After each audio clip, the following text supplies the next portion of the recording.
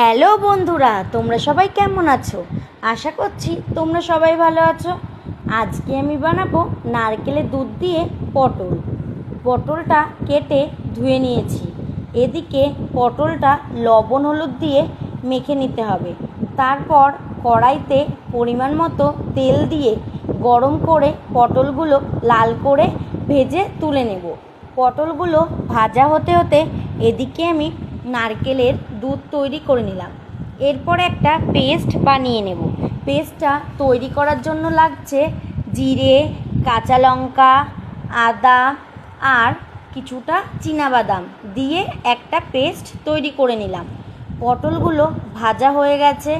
এবার নামিয়ে নিয়ে সেই পটল ভাজার একই তেলে দিয়ে দেব শুকনো লঙ্কা, জিরে, লবঙ্গ, দারচিনি, এলাচ আর যেই পেস্টটা বানিয়েছিলাম সেটা।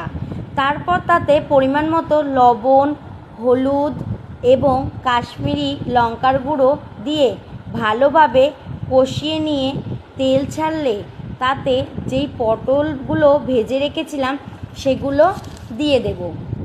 এরপর নারকেলের দুধটাও দিয়ে দিলাম।